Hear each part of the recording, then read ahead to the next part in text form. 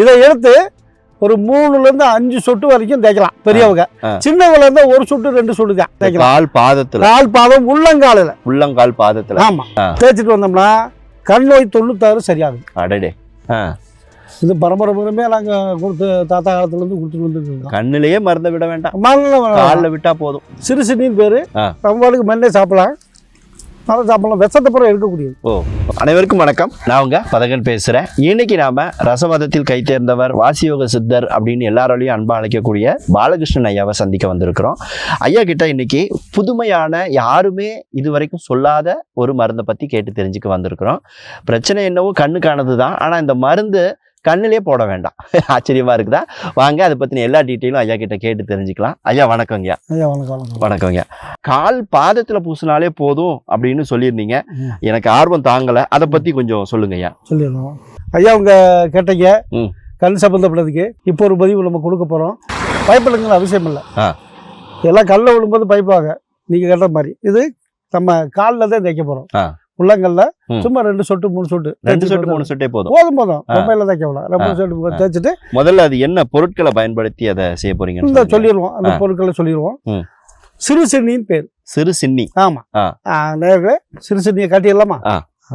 இதான் சிறுசின்னி. பார்த்துக்குங்க. மலைகளில் பெரும்பாலும் கிடைக்கும், மலை அடிவாரத்தில் இருக்கும், வேலியோரத்தில் நிறையா இருக்கும். வேலியோரத்தில் அதாவது நாட்டுகளில் கிடைக்கிறத விட மலைகளில் கிடைக்கிறது விசேஷமானது. பழங்கள் அதிகமாக செய்யுது. பார்க்கறதுக்கு குப்பைமணி மாதிரி இருக்கு. ஆமா, குப்பைமணி மாதிரி இருக்கும். சிறுசின்னின்னு பேரு. நம்மளுக்கு மென்னே சாப்பிடலாம், நல்லா சாப்பிடலாம், விஷத்தை புறம் இருக்கக்கூடியது. அப்பேற்பட்டது சிறு நரம்பு பெருநரம்புல உள்ள அந்த ரத்த ஓட்டத்தை அடைப்புகளை போல திறக்கக்கூடியது அற்புதமான மூலிகை. இந்த மூலிகையோடு இன்னும் 2 பொருள் சேருது. அந்த 2 பொருளும் சேர்த்து அதை எண்ணெயை காய்ச்சி அதை நம்ம என்ன பொருள்னு கொஞ்சம் சொல்லிடுவோம். ஒன்றும் இல்லை, இது பாருங்க, வெண்காந்தல் மலர்னு சொல்லுவாங்க. செங்காந்தல் சொல்லுவாங்க. அதுலயே வெண்காந்தல் சொல்லுவாங்க. கார்த்திகை பூ சொல்லுவாங்க. கண்ணிவெளி கிழங்குன்னு சொல்லுவாங்க. இன்னொன்னு தெரியுங்களா?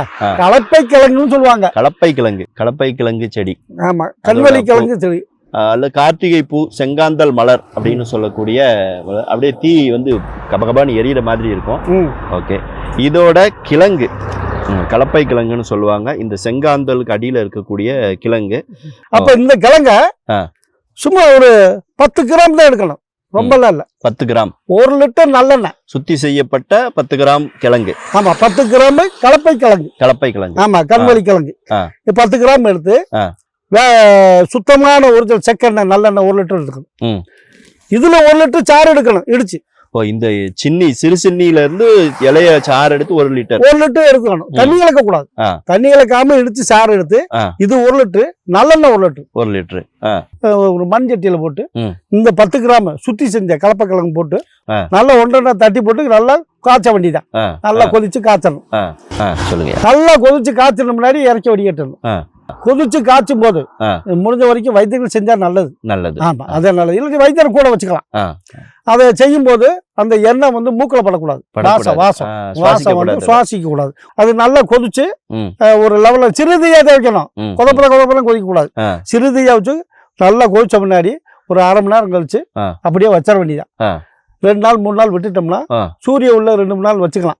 வச்சுட்டு அப்புறம் எடுத்து வடிகட்டிக்க வேண்டியதான். வடிகட்டி அந்த எண்ணெயை பந்தோஸ்ட் பண்ணிக்க வேண்டியதான். அவ்வளவுதான், மறந்து வேலை முடிஞ்சு. சுத்தமான மரம். இதை எடுத்து ஒரு 3லேருந்து 5 சொட்டு வரைக்கும் தேய்க்கலாம் பெரியவங்க. சின்னவங்க இருந்தா 1 சொட்டு 2 சொட்டு தான். சின்ன குழந்தைகள் இருந்தா 2 சொட்டு 1 சொட்டு தான். பெரியவங்க இருந்தா 3லேருந்து 5 சொட்டு வரைக்கும் தேய்க்கலாம். கால் பாதம் உள்ளங்கால் பாதத்துல. ஆமா, தேய்ச்சிட்டு வந்தோம்னா கண் நோய் 96 சரியாகும். அடடே.